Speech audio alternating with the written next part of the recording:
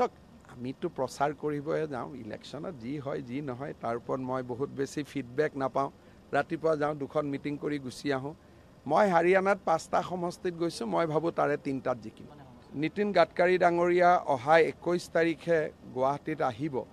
তেতিয়া সেই বিষয়ে মই তেখেতক নিজে লগ পাইছোঁ দলংখন মই নতুন টেণ্ডাৰ কৰিব কৈছোঁ যাতে ভাল কন্ট্ৰেক্টৰ এজনক দিব পাৰি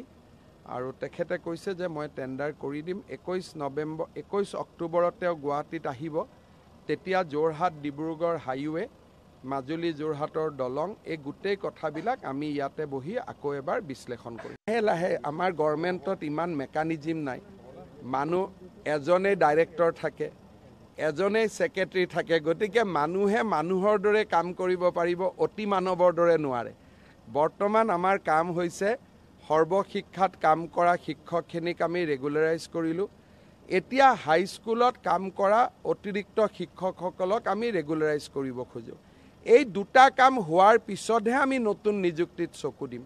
আৰু মই শিক্ষামন্ত্ৰীক কৈছোঁ যে একেলগে বহুত কাম খুলি নল'ব বিশৃংখল হ'ব ৰেল লাইনৰ পৰা আমি বাগৰি পৰিব লাগিব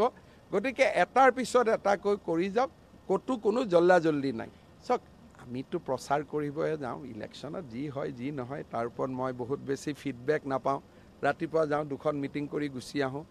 মই হাৰিয়ানাত 5টা সমষ্টিত গৈছোঁ মই ভাবোঁ তাৰে 3টাত জিকিম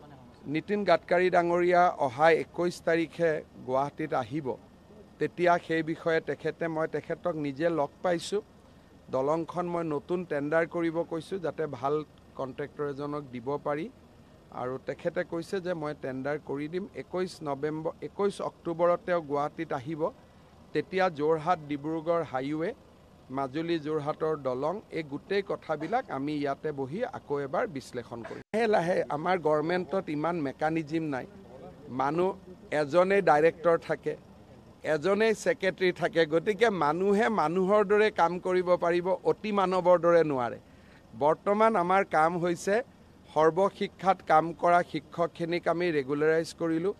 এতিয়া হাইস্কুলত কাম কৰা অতিৰিক্ত শিক্ষকসকলক আমি ৰেগুলাৰাইজ কৰিব খোজোঁ এই দুটা কাম হোৱাৰ পিছতহে আমি নতুন নিযুক্তিত চকু দিম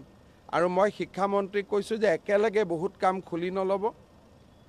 বিশৃংখল হ'ব ৰেল লাইনৰ পৰা আমি বাগৰি পৰিব লাগিব গতিকে এটাৰ পিছত এটাকৈ কৰি যাওক ক'তো কোনো জল্দি নাই নীতিন গাডকাৰী ডাঙৰীয়া অহা 21 তাৰিখে গুৱাহাটীত আহিব তেতিয়া সেই বিষয়ে মই তেখেতক নিজে লগ পাইছোঁ দলংখন মই নতুন টেণ্ডাৰ কৰিব কৈছোঁ যাতে ভাল কন্ট্ৰেক্টৰ এজনক দিব পাৰি